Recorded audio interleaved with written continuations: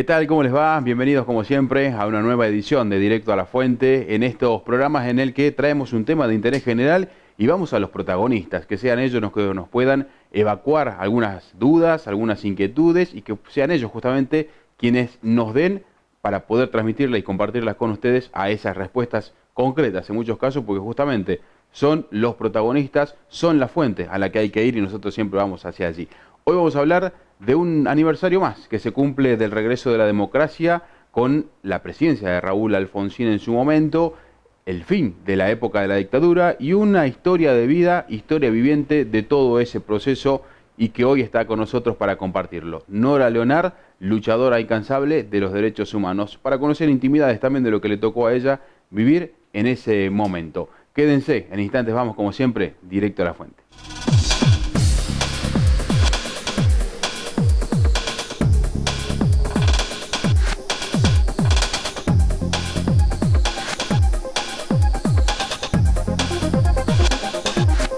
Bueno, como decíamos en la apertura, este programa va a estar dedicado a los 35 años que se están cumpliendo del regreso de la democracia a la República Argentina. Y hoy nos visita, lo adelantábamos, Nora Leonard, una persona que tuvo, ya le vamos a preguntar bien a Nora, pero que tuvo que dedicarse justamente a la lucha por los derechos humanos. Nora, primero, muchas gracias por venir, ¿cómo le va? Bueno, gracias a ustedes por invitarme.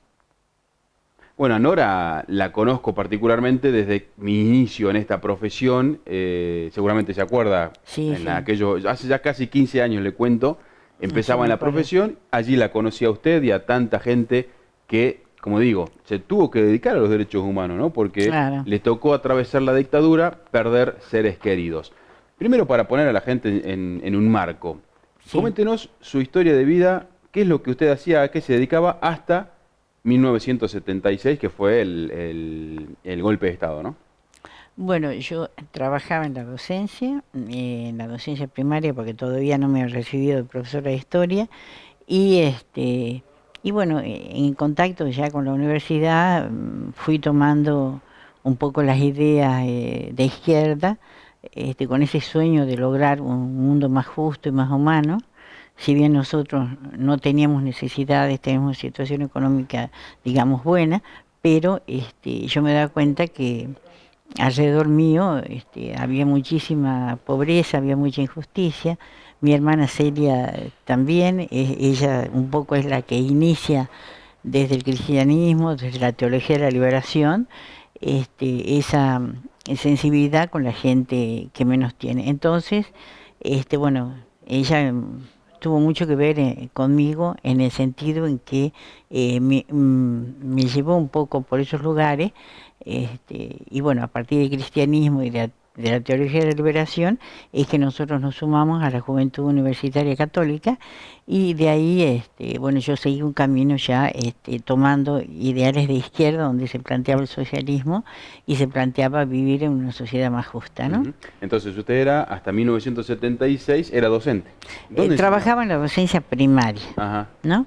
Hacía suplencias en la docencia primaria, porque todavía no me había recibido de profesora de historia, pero estaba estudiando y me faltaba muy poquito ya para recibirme. Se puede decir que una Eh, vida normal dentro de todo. Normal, sí, normal, con todo lo que significa ser joven, que le gusta a uno la música, bueno, Empezar a trabajar. empezar por supuesto a trabajar, pero por ejemplo vivimos una etapa del 73, que fue una etapa para mí la más hermosa que he vivido yo dentro de la universidad, porque era una cantidad de conocimientos y de aperturas enorme, ¿no? Por ejemplo, profesores que venían de otros lugares y que tenían un alto nivel académico, formación, desde otra mirada de la historia, por ejemplo, la historia social, que nosotros no habíamos tenido esa visión, y sí siempre cuestionábamos y queríamos ver la historia de otra manera.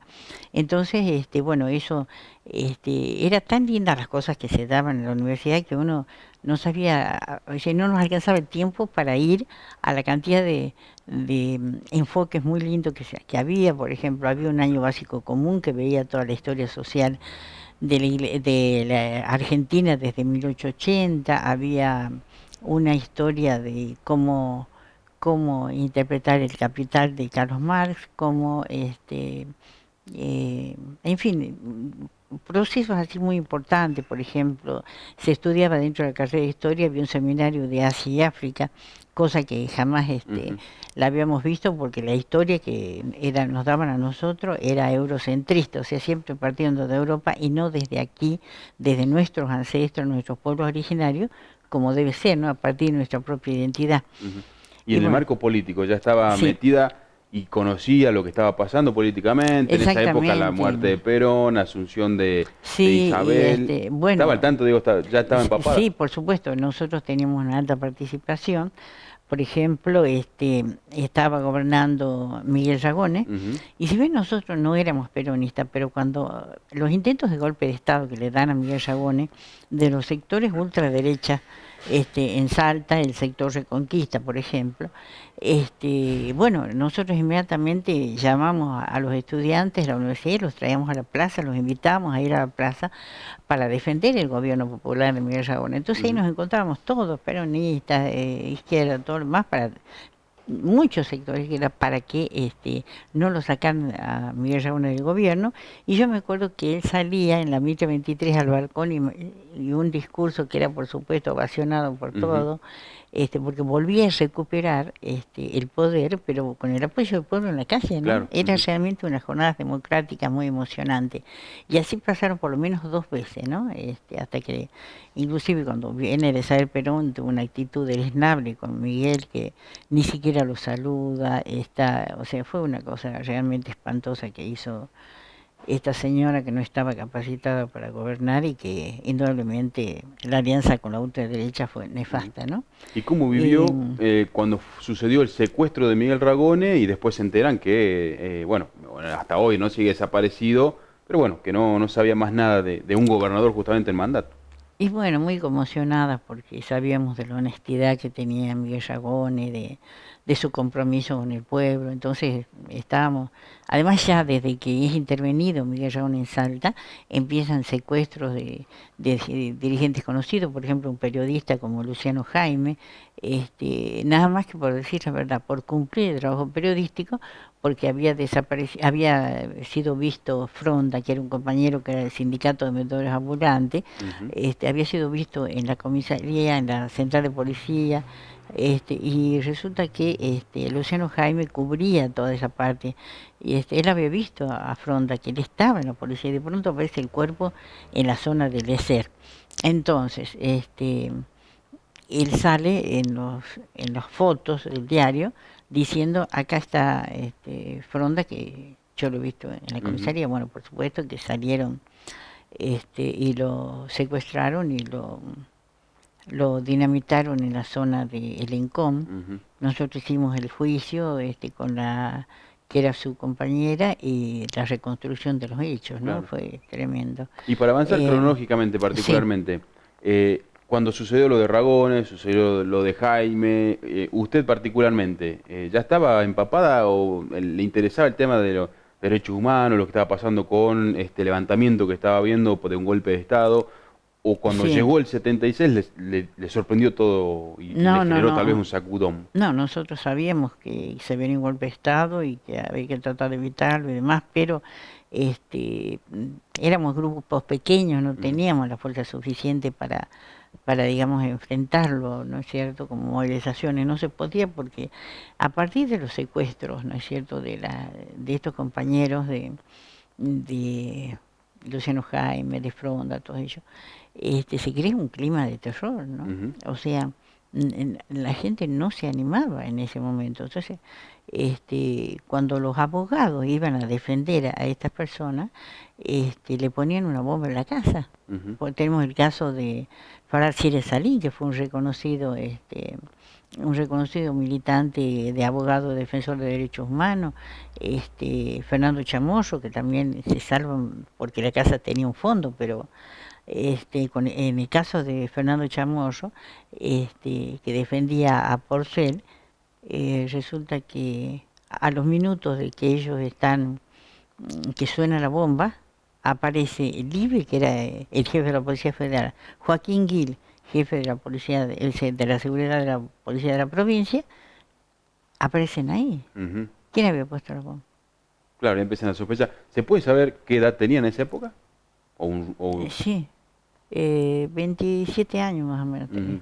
Sí. Ya estaba, no es que me quiera meter mucho en su vida, sino para graficar a la gente. ¿Ya tenía familia en esa época No, o no, convivía no. con sus padres o Vivía, sola? vivía con mi padre y mis hermanos. Ujú. Sí, Claro, no. esa era la situación de Nora Sí, Leonard en ese momento, ¿no? Porque la idea es de a poco ir metiéndonos, ella tiene una historia de vida, tiene la historia viviente, diríamos, porque justamente estuvo presente durante la época del proceso, fue una de las víctimas y que se metió justamente en esta lucha de los derechos humanos, ¿no? Ese es el panorama.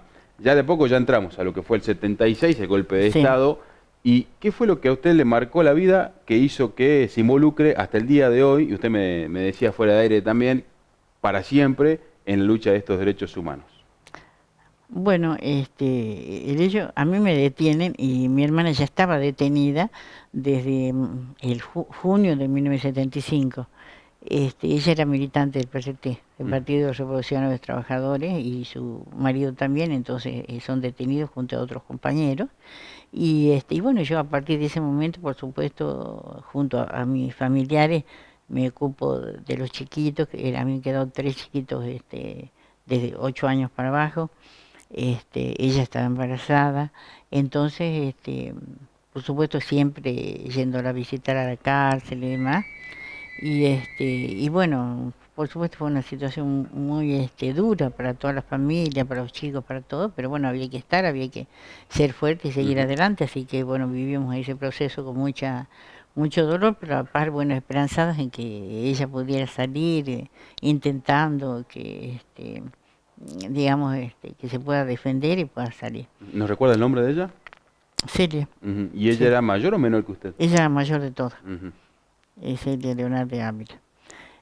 Y bueno, y después después del golpe de Estado, me detienen a mí, entonces yo paso primero a estar en un lugar que era el pabellón disciplinario, que eran celdas individuales, y Ujú. cuando nos ponen a disposición del Poder Ejecutivo Nacional, nos pasan para donde están las compañeras en el pabellón, y ya había nacido mi sobrinita Marcela, que tenía unos 4 meses. Ujú. Entonces, bueno, ahí por supuesto empezamos a estar juntas, a charlar con las compañeras que tenían más experiencia, que fue una experiencia dura, pero bueno, para mí era muy importante poder estar al lado de mi hermana, de mis sobrinas, y eso para mí, Eso le daba fuerza para estar ahí claro, adentro. no, no, yo con mi hermana teníamos una relación ideal donde nunca nos levantamos la voz, por ejemplo, o sea, teníamos muchísima empatía, ¿no? Ujú.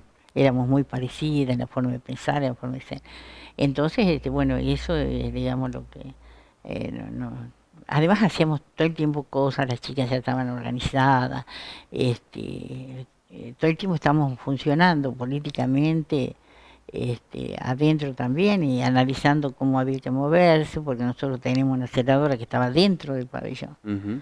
Entonces, bueno, había que ¿Todo esto tener era en Villa Las Rosas? todo en Villa Rosa y en un solo salón, porque era un salón grande donde estábamos todas juntas, porque no tenían ellos un lugar para ponernos en celdas individuales. Ajá. Esa era la diferencia. Y bueno, después llegó el golpe de Estado, el doble golpe de Estado ya me llegó, yo a los días me detienen, Me dice, a ella la detuvieron en el 75, en en junio, junio del y a usted en el 75, 76. en abril, Mm. en abril del 76, el 8 de abril.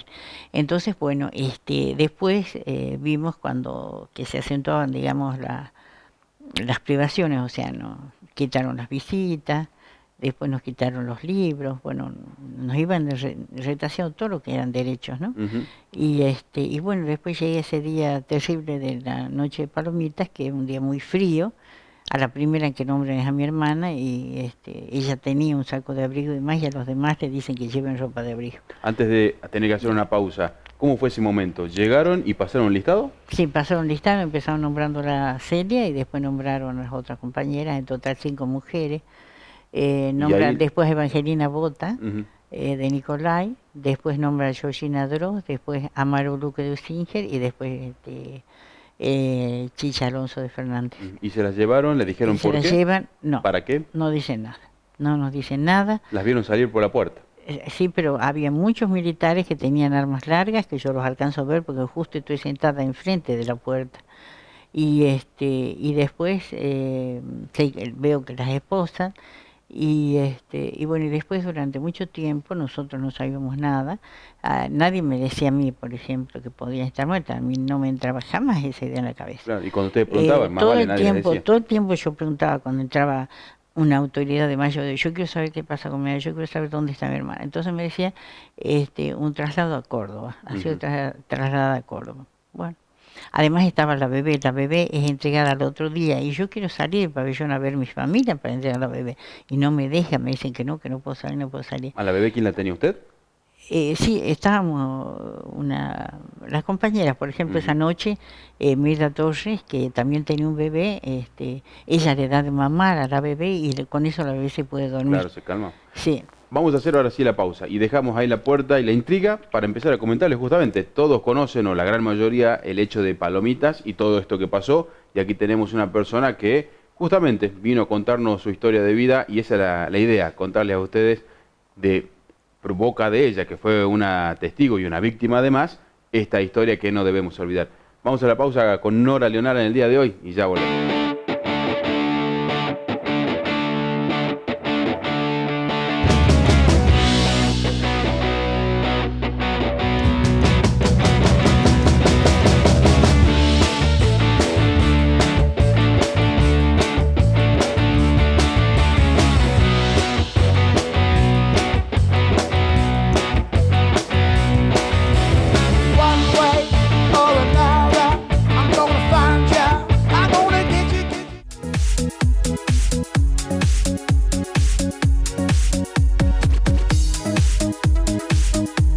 Ya van 10 años consecutivos en los que el turismo crece. Este invierno, la temporada dejó 717 millones de pesos de impacto económico. Tuvimos 253.600 arribos, 67.000 personas fueron a nuestros museos y 6.553 al tren de las nubes. Más allá de números, el verdadero éxito es tuyo. Siempre lo dijimos, vienen a disfrutar de nuestro paisaje, pero se quedan y vuelven por nuestra gente.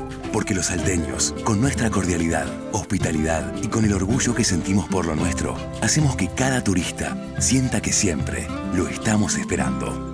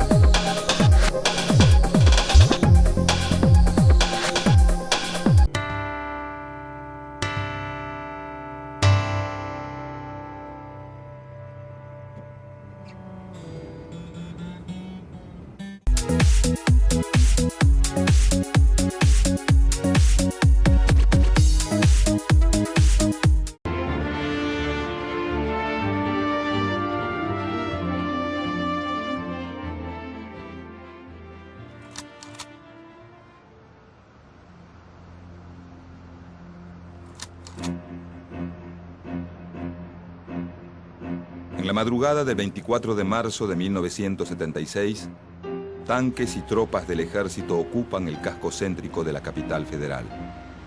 Un nuevo golpe militar hace su entrada en la historia argentina. La población civil recibe la noticia sin mayores sobresaltos.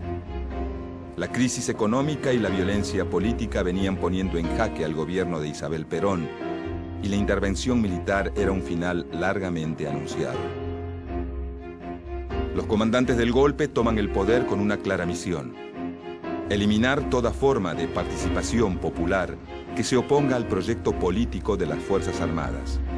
Un plan que incluye fuertes reformas políticas, económicas y sociales. Para llevarlo a cabo, El nuevo régimen profundiza en los mecanismos represivos puestos en marcha durante el gobierno anterior, con la AAA y el Operativo Independencia, y lanza en todo el país una campaña de acción psicológica basada en el miedo y la censura.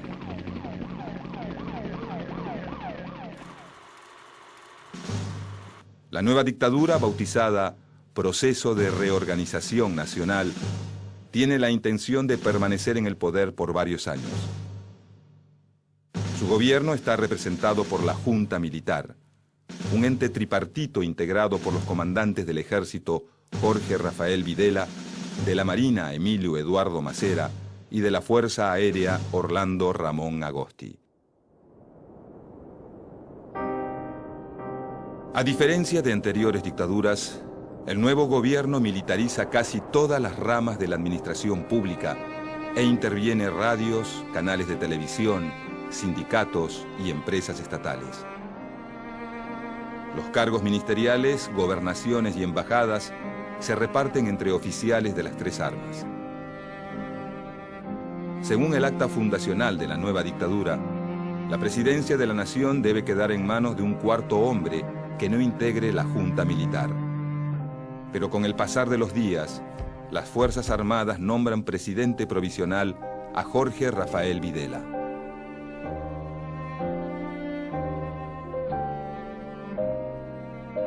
Esta designación echa por tierra las ambiciones presidenciales del almirante Macera, quien a partir de entonces comienza a rivalizar políticamente con el nuevo presidente.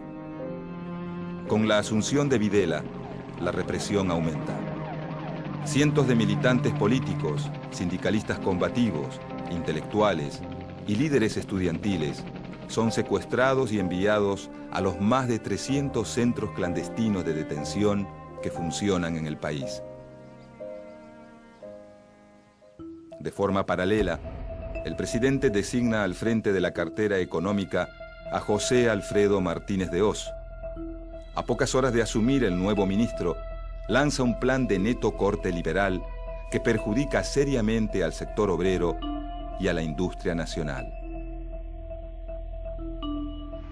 A pesar de la represión y de la política económica antipopular, buena parte de la población da su apoyo a la Junta Militar, a la que ve como una salida del caos y la crisis heredados del gobierno anterior.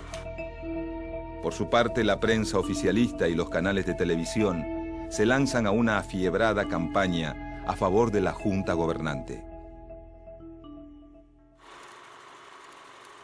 Bueno, nos quedamos cuando se habían llevado ya a varias personas de los pabellones de Villa Las Rosas, le habían dicho que era para un traslado a Córdoba, allí estaba su hermana. Después sabemos lo que sucedió con Palomitas, pero queremos que nos cuente cómo siguieron los hechos. Bueno, aparte se trasladan a 6 compañeros varones, entre los que se encuentra mi cuñado Benjamín Ávila, Pablo Outes, Roberto Glietti, que era un estudiante, era amigo mío, José Pobolo, José, Pablo, Benjamín, Roberto, el Beto Sabranqui y Rodolfo Singer. Claro. Todos ellos son trasladados, bueno, algunos eran militantes de PRT, otros eran militantes de Montoneros, ¿no? Pero con el agravante que algunos de esos compañeros se presentan voluntariamente a la justicia, ¿no? Por ejemplo, en el caso de Pablo Aute, el ex juez Lona lo acompaña a Pablo Aute para que se presente, como garantía de que no lo torture, no sé qué es lo que... porque a Pablo lo que le llega la información es que lo iban a matar. Claro. Porque Pablo había salido en opción a Venezuela y después había vuelto a entrar y no podía entrar porque, digamos, según las leyes argentinas, ¿no? ¿Y cómo fue, haciendo el paréntesis y contando el hecho de Palomitas para que lo refresquemos, cómo fue, qué es lo que sucedió entonces allí justamente en el paraje? Bueno, si bien ustedes desconocían todo esto, ¿no? Pero después... La operación de Palomitas fue, está enmarcada dentro de crear el terror, ¿no? Hay que crear el terror para inmovilizar a los compañeros y al pueblo para que no luche. Y dentro de eso se encuentra el caso de Palomitas y el caso de Margarita Belén en Resistencia, donde también es semejante todo esto, ¿no? hay una preparación de estos dos fusilamientos.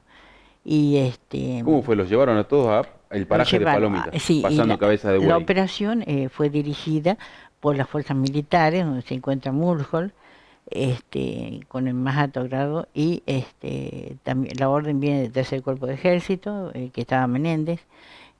Está acusado y condenado Mulhall, Gentili y Espeche por haber realizado esto, pero también es, digamos, operaciones combinadas de la fuerza, donde está la Policía Federal, donde está el Ejército comandando, la Policía Provincial y los servicios penitenciarios, que son los que cortan en determinados lugares la ruta para despejarla, y cada uno cumple una misión. Los de la Policía Provincial dicen a gente que pasaba que ellos eran guerrilleros de leer y los atan a un árbol, una cosa así, a gente que pasaba casualmente por ahí, como fue el caso de Mentiralzo, y fue el caso de los hermanos González, que son gente de Güemes, que van con su camioneta y después esos autos y esa camioneta se incendian, ¿no? O sea que se encuentran los restos de los autos incendiados. ¿Cuántas personas murieron ahí en Palomita? 11 compañeros. A todos hasta ahora. Supuestamente los fusilan y todos después... los fusilan, pero nunca aparecen los cuerpos de Evangelina Bota ni de Georgina Tro. Esos cuerpos no aparecen nunca, pero sí aparecen restos de cuerpos. Los habían dinamitado, ¿no? Sí, los habían fusilado a todos. Y algo le pusieron también, los presionaron en un auto, por eso es que aparecen todos destrozados. Sí son entregados algunos cuerpos en ese momento, el de mi hermana, mi cuñado, y el de Beto Sabranqui. Y después sé que se entregan los cuerpos de Chicha Alonso, pero siempre con cajones cerrados, no se podía ver lo que había dentro, y no se podía ni siquiera hacer un aviso de misa, nada, estaba todo prohibido. ¿Y en su caso, cómo se entera que era su hermana? No, yo no me entero ahí. Pasa un mes y como a mi hermana Carmen le dan un certificado de defunción con mi nombre y mis datos, ella a partir de eso se empieza a mover todos los días diciendo, si ustedes no me la muestran mi hermana, mi papá cree que está muerta, así que ustedes tienen que mostrármela, tenemos que verla. Entonces ella va todos los días al ejército, todos los días al ejército. Pero buscando a usted.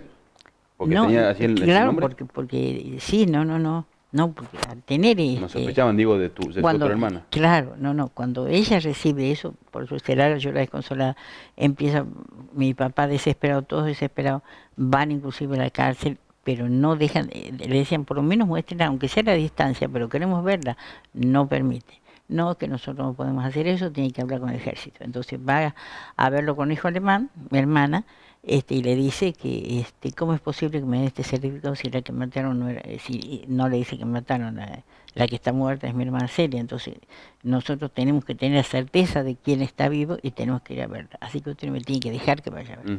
Entonces el conejo alemán accedió, a pesar de estar totalmente incomunicada, a que me den una visita a mí de contacto, y fue una visita terrible, ¿no? Porque ahí La verdad que es la historia, ¿no?, que le tocó vivir a Nori, justamente. La idea es que nos cuente ella cómo lo vivió, porque pasaron más de 35 años en realidad de la vuelta a la democracia, pero de lo que fue el golpe de Estado... 42. Por supuesto, claro, mucho más, 42 Sí. en esta oportunidad, ¿no? Y el recuerdo sigue latente, recién le acaba de pasar. Bueno, y entonces allí, ahí en un pabellón disciplinario, en una situación totalmente anormal, yo me di cuenta que algo pasaba porque las visitas nunca eran en un pabellón disciplinario y había uno del servicio penitenciario en una punta, otro en otra, así, o sea, rodeando una mesita donde estábamos los tres, mi hermana y mi papá y yo, y bueno, ahí me dicen la situación, a mí no me entraba en la cabeza, no podía creerlo.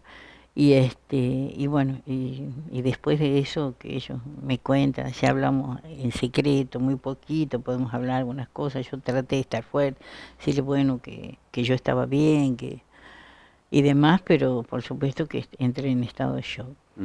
Claro. Bueno, una vez sucedida esta situación, empiezan a averiguar, investigar, hasta que, bueno, se revela la situación, ¿no?, que su hermana había fallecido ahí en Palomita. Se enteraron, digo. Sí, ¿Mucho tiempo después o al poco tiempo? Al mes. Al mes. Más o menos al mes nos enteramos y bueno, ahí fue otra vida. ¿Y en su caso cuándo recupera la libertad? Bueno, yo recupero la libertad a los 3 años, 2 meses y 18 días. Claro, tuvo tres años, 3 años, 18, 2 meses y 18 días. privada de su libertad. Sí, exactamente. Años. Estuve más o menos un año en Salta, cuando viene la Cruz Roja Internacional a visitar el pabellón nuestro, esconden a los varones, hay compañeras que tienen un contacto con ellos sin testigo y ellos cuentan que hay otros que están presos que son los varones. Entonces allí van y exigen verlos, los tienen escondidos hasta que al final acceden porque presionan y demás, porque la Cruz Roja era un organismo internacional que tenía que ser respetado. Y bueno, y a partir de ahí, a los días nomás, a los 2 días así, es que nos trasladan en un Hércules a Devoto. Entonces allí estuvimos, yo tuve más de 2 años en Devoto, en una cárcel horrible porque prácticamente era vivir en un baño con cucheta, ¿no? Era claro. Más o menos, esa era la situación. Entonces, llegado 1980 más o menos, es cuando recupera la libertad. 1979 yo recupero mi libertad y bueno, volver a empezar, por supuesto que eso... ¿Y cómo fue ese volver a empezar? Porque ya tenían la situación de su hermana fallecida. Y todavía el gobierno de facto le quedaban 3 años más. Claro, bueno, pero para mí era muy importante el contacto con la familia, o sea, estábamos contentos de encontrarnos y ocuparme de los chiquitos de mi hermana, ese era mi principal objetivo, así que bueno, empiezo a ocuparme de los chicos, a decirles la verdad, más que nada explicarles quiénes eran sus papás y por qué luchaban, ¿no? Y yo hacía eje en que por qué luchaban, y como mi familia había quedado tan mal con todo, mi familia no estaba en condiciones de explicar nada. Entonces, y yo como había procesado algunas cosas dentro de la cárcel, gracias a las compañeras excelentes que tuve en Devoto, que me ayudaron muchísimo, a mí, a tantas compañeras que estaban en una situación parecida a la mía, porque era muchísima la gente que estaba así. Y bueno, y entonces allí me empiezo a ocupar de los chicos, a contarles, así, y ellos me buscaban para que yo les cuente, tenían mucha necesidad de saber qué había pasado con su mamá y su papá, y por qué luchaban, qué querían. Entonces yo, bueno, siempre les explicaba por qué luchaban ellos, o sea que querían una sociedad donde no hubiera pobres, donde todos fueran iguales, donde todos tuvieran los mismos derechos. Y ellos eran chiquitos, pero ellos me hacían preguntas y les gustaba mucho charlar conmigo. Claro. Y ellos me agradecen muchísimo haberle hecho esa actitud de hablar, porque dice que ellos no sabían. Por ejemplo, un hito de ellos me dijo, nosotros creíamos, como decían, que no había que hablar de mi mamá y de mi papá, nosotros creíamos que eran delincuentes. Un hito de ellos me llegó a decir eso. No, le digo, no, ellos jamás fueron eso. Ellos fueron justamente personas con sensibilidad social que lucharon por un mundo más justo. Y la lucha para buscar la verdad y la justicia, ¿no? ¿Empezó después del 83 cuando retornó a la democracia o en esos últimos años que le quedaban al gobierno de facto ustedes pudieron avanzar en algo? No. La lucha de los organismos de derechos humanos existió apenas sucedieron todos los derechos. Es decir, la Liga por los Derechos del Hombre era un organismo histórico que ya existía, claro, que lo había fundado el Partido Comunista y a otras personas, y entonces ellos ya empezaban a ocuparse de todo. ¿Y por qué se dan que llegan a existir hasta 8 organismos de derechos humanos? Porque eran tanta la violación de derechos humanos que empezaron a distribuirse, cada uno hacía una tarea distinta. Las abuelas se ocupaban de la recuperación de los nietos, las madres, bueno, pedían la aparición con vida de los hijos. Estaba la Asamblea Permanente por los Derechos Humanos, que abarcaba a otra gente, por ejemplo, ahí estuvo Raúl Alfonsín y otros dirigentes reconocidos como Alfredo Bravo. Y así todos los organismos cumplían una tarea de esclarecimiento y de proteger, ayudaban a los que estaban presos para que puedan visitar a sus familiares, porque muchos de ellos los llevaban a cárcel del sur, era muy, muy costoso los familiares ir a ver a los presos. Y entonces la familia recibió una ayuda económica para que pueda llegar a ver a los presos y después, si salía en libertad, poder auxiliarlo, porque, por ejemplo, en mi caso yo salí y yo me fui a una tía que vivía en Buenos Aires, que tenía dinero que mi padre le había dejado, especialmente para cuando yo saliera, con la esperanza de que en un momento dado que me iba a dar la opción para salir del país. Bueno, entonces le había dejado dinero especial para eso y demás, pero otros compañeros que no tenían nada, ni una moneda. Entonces, me acuerdo que con otra compañera que teníamos algo de dinero nosotros, porque nos daban la que nos depositaban ahí nuestras cuentas que teníamos en Devoto. Mi papá todos los meses regularmente me mandó siempre una mensualidad para que yo tuviera porque nosotros socializábamos todo. Entonces llegaba tal dinero, bueno, se compraba todo y se repartía todo de tal manera que todas tuvieran lo mismo. Hacíamos como practicar el socialismo ahí en chiquito dentro de la cárcel. Y Nora, cuando llega 1983 y llega la asunción de Raúl Alfonsín, antes de hacer la pausa, ¿cómo vivieron ese momento? Cuando ya se supo de su victoria y que volvía a la democracia y cuando él, bueno, ya asume, ¿no?, en el cargo, ¿cómo lo vivieron? Con mucha alegría, porque era volver otra vez a ejercer los derechos, o sea que ya no existía ese temor de que los militares cualquier cosa podían detener y podían abrir causa y demás. Entonces esto fue una fiesta realmente. La llegada de la democracia para nosotros fue una fiesta enorme. Salimos, bueno, yo en esa época militaba en el Partido Intransigente, así que bueno, participamos en las elecciones. Sí, no, con mucho entusiasmo, claro, digamos, ¿no? Porque realmente es muy importante poder disfrutar de la libertad, poder expresar lo que uno siente. A mí, por ejemplo, después que salgo me dejan trabajar en la parte docente muy poquito tiempo. Después ya no me dejan trabajar en la docencia. Entonces me castigan mandándome a un lugar administrativo cuando a mí si yo claro, había quería estudiado ser a la para ser docencia. docente. Tenemos que hacer la pausa y enseguida Sí. ya nos cuenta en el último segmento, bueno, ya lo que fue la época de la democracia, con los juicios, algunas condenas y algunas cosas que todavía están pendientes hasta el día de hoy de lo que fue, en lo que dejó en realidad esta época de la dictadura. Ya volvemos con más.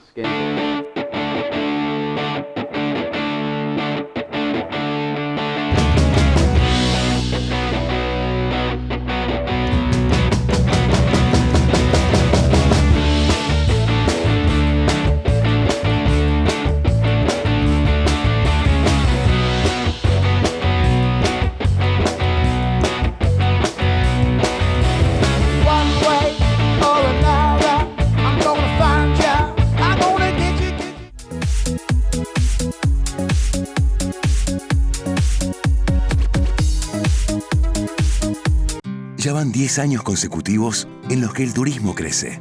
Este invierno, la temporada dejó 717 millones de pesos de impacto económico. Tuvimos 253.600 arribos, 67.000 personas fueron a nuestros museos y 6.553 al tren de las nubes. Más allá de números, el verdadero éxito es tuyo. Siempre lo dijimos, vienen a disfrutar de nuestro paisaje, pero se quedan y vuelven por nuestra gente. Porque los salteños, con nuestra cordialidad, hospitalidad y con el orgullo que sentimos por lo nuestro, hacemos que cada turista sienta que siempre lo estamos esperando.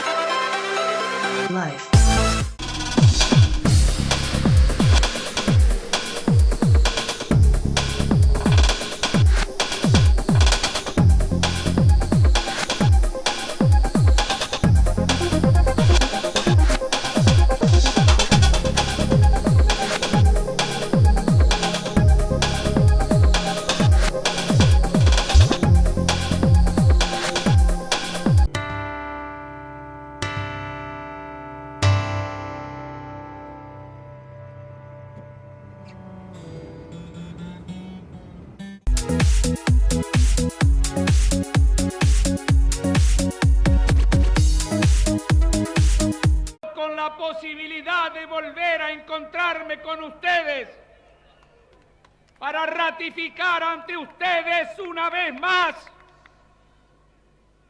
que soy el servidor de todos, el más humilde de los argentinos.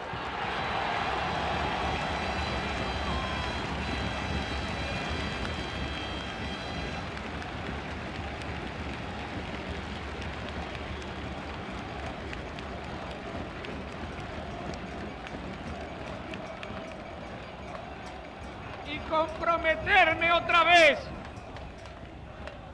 a trabajar junto con todos ustedes para concretar los objetivos que hemos pregonado por toda la extensión de la geografía argentina y hacer así entre todos ciertos esos objetivos que los hombres que nos dieron la nacionalidad nos presentan como un mandato que sabemos que ahora está al alcance de nuestras manos.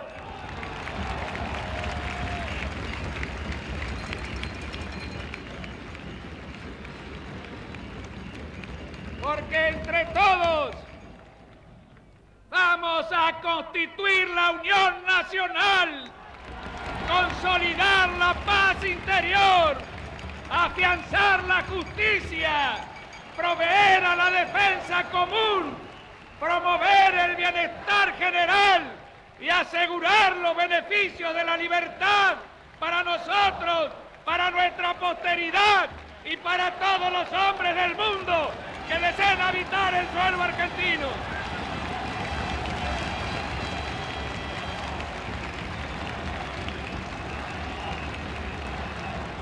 Bueno, en el último tramo ya nos metemos en la época de la democracia y la lucha que siguió y todavía continúa, ¿no?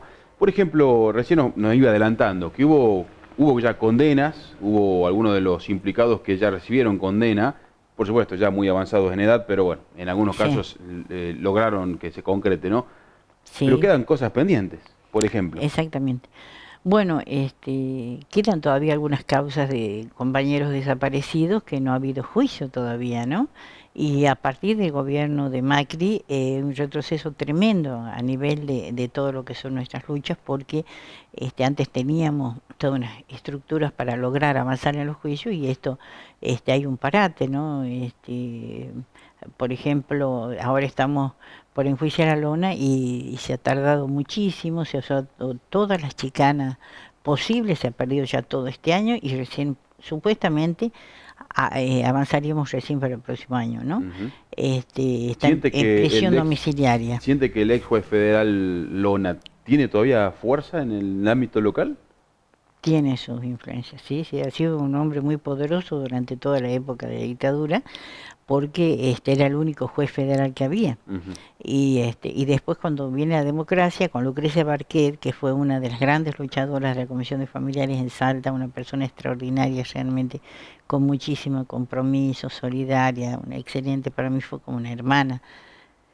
Ella luchó muchísimo en épocas muy difíciles donde nadie se animaba a luchar por esto, porque era riesgoso hacerlo, ¿no? Ella junto con Coquita Gallardo, con Martita Pérez, recorrieron toda la provincia tomando todos los testimonios de familias desaparecidas, y gracias a eso, bueno, que hay un libro que se llama La represión en Salta, de Lucrecia Barquet y Raquel Adet, y justamente es donde se narran muchos de estos acontecimientos, y gracias a eso, sobre esa base de ese libro, se empezaron las investigaciones y los juicios de las causas de lesa humanidad, ¿no?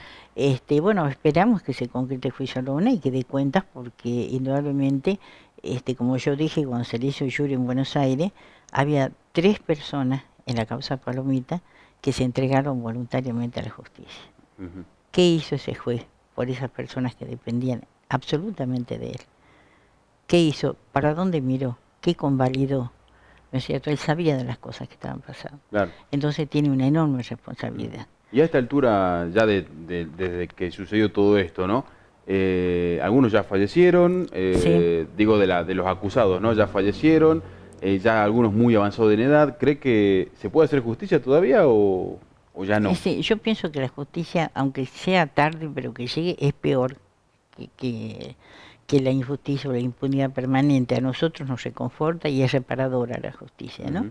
Creo que es lo menos que nosotros pedimos como parte de esta historia tan nefasta de la Argentina, ¿no? Y justamente esta parte de la historia nefasta, ¿puede llegar a tener un cierre o nunca cerrará? No, yo creo que todo eso nos ha ayudado para profundizar en qué importante que es defender los derechos humanos, ¿no? A mí me parece que yo elegí este lugar porque entiendo la importancia que tiene defender los derechos, ¿no? Y cuando viene alguien y dice un nefasto personaje como Olmedo habla de pena de muerte, ¿desde qué lugar? Es decir, candidato a presidente y que va a violar la Constitución diciendo que hay pena de muerte, o cuando dice esos pensamientos homofóbicos, terrible, bueno, por favor, el pueblo abra los ojos y vea que la democracia, por más imperfecta que sea, digamos, es un sistema que nos permite la participación de todos. Y es sumamente importante, a mí me parece como una gran reflexión que hay que hacer después de tantos años de democracia, que la democracia con esta constitución no es suficiente.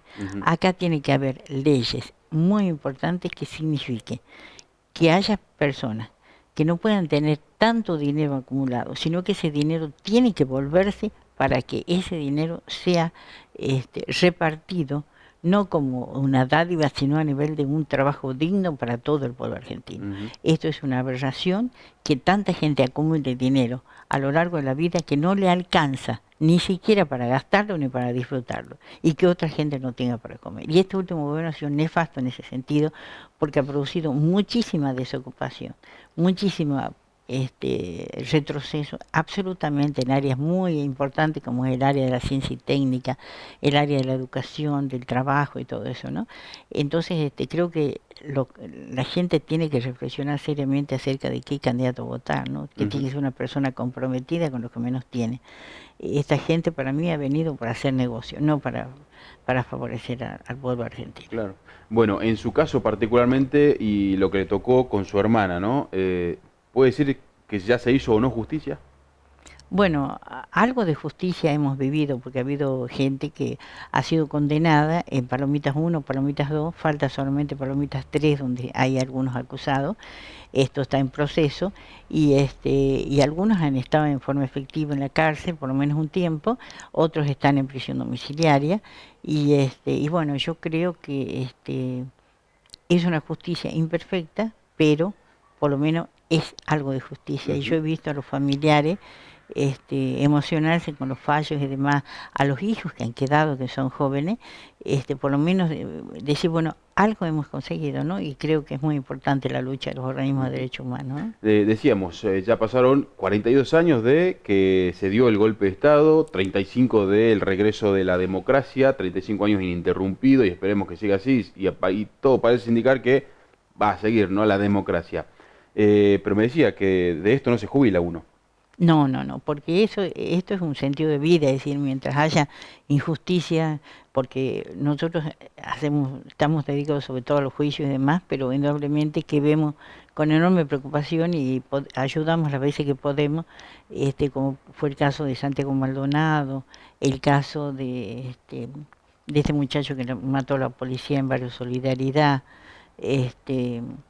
¿no es cierto? Todos estos casos, ¿no es cierto?, que se siguen violando los derechos humanos. Bueno, nosotros estamos alerta para denunciar estos casos y pedir realmente que los derechos humanos sean respetados, porque vemos casos, por ejemplo, de las tierras, gente que está defendiendo un pedacito de tierra donde vive hace 30, hace 40 años, y viene el terrateniente y quiere arrebatarle eso y usa la violencia. Entonces ahí tiene que haber un parate muy importante por parte del Estado, porque si bien hay leyes que dicen no, que no pueden ser sacadas, pero resulta que en los hechos después sacan. Tenemos casos en Santiago del Estero donde han matado inclusive a un campesino por defender su tierra. Eso es una aberración total, ¿no? Claro. No puede pasar nunca más esto en Argentina, ni en ninguna parte del mundo. Respecto a lo que dejó la dictadura, sabemos que se habla de 30.000 desaparecidos y siempre por ahí se pone en debate si eran 30 o no, si eran más o menos. ¿Usted qué opina particularmente del número? ¿Importa el número de 30.000 o ya tomó un significado de 30.000 o uno? No importa la cantidad. ¿Cómo Lo que ves? pasa es que como hay muchas cosas que han sido hechas clandestinamente, por los secuestros en clandestino, los militares, salvo el caso de Balsa, que hizo una autocrítica de Martín Balsa, el resto no ha aportado datos así de tal manera que se puede averiguar dónde están esos cuerpos y demás. Entonces ellos han hecho un ocultamiento total. Bueno, hablen y digan dónde están los cuerpos. ¿O qué pasó eso. con esa gente? Claro, ¿qué pasó? ¿Dónde están? Porque la gente quiere saber dónde están, quiere saber lo último, quiere tener algo de ese ser querido que ha perdido, ¿no es cierto? Y esas denuncias que hacen referencia a que algunos desaparecidos en realidad se fueron del país, adquirieron otra identidad y que están vivos, pero que bueno, acá figuran como justamente, no se sabe dónde están. No, no. Cualquier persona que haya tenido que huir, pasar a la clandestinidad por esta situación, Cuenta como después, desaparecido. no, después se conecta con la familia, no hay caso que hayan dicho no me voy al exterior.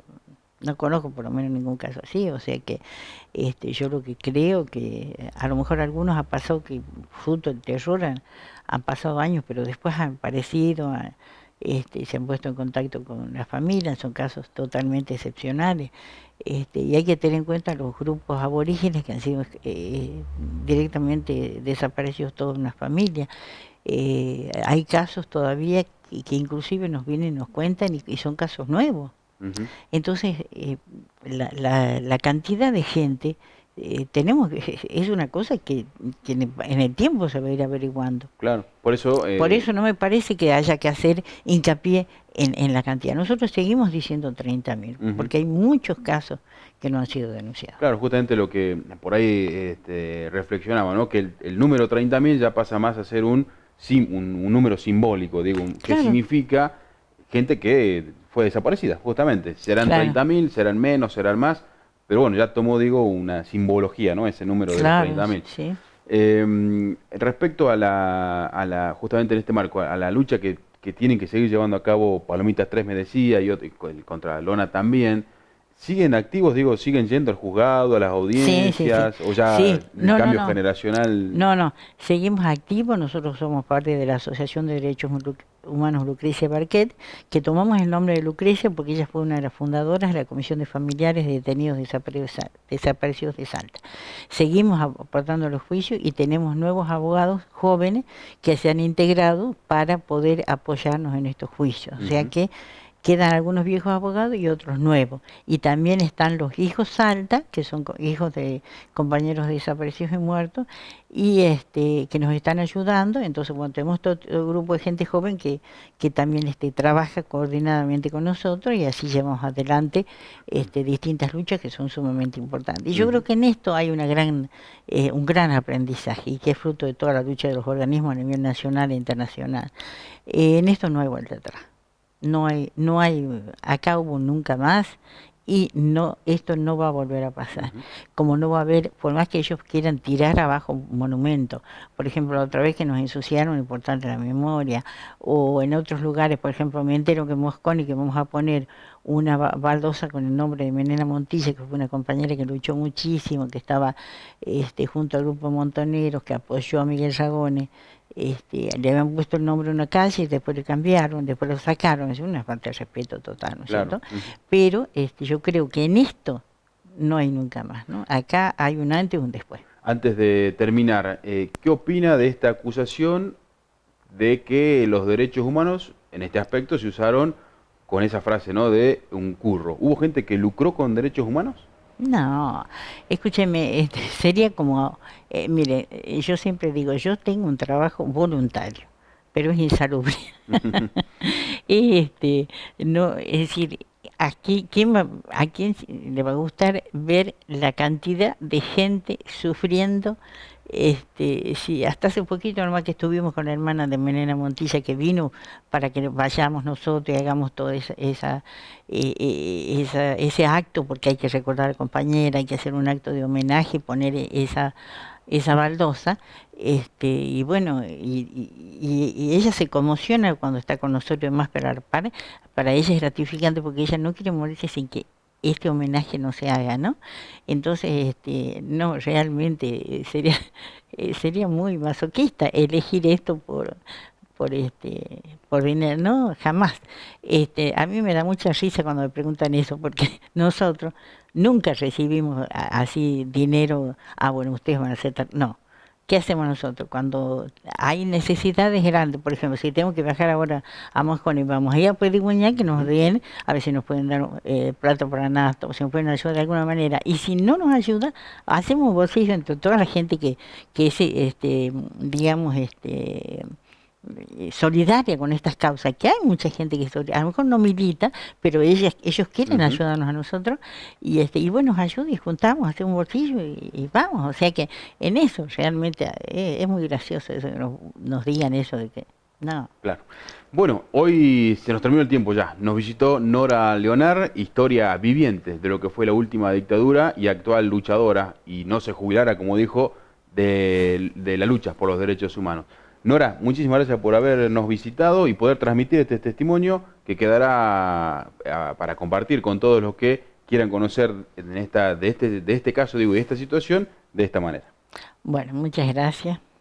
Le agradecemos a Nora. Nosotros nuevamente nos despedimos, pero cuando traigamos un nuevo tema a la mesa y vayamos siempre directo a la fuente, lo vamos a compartir. Hasta luego.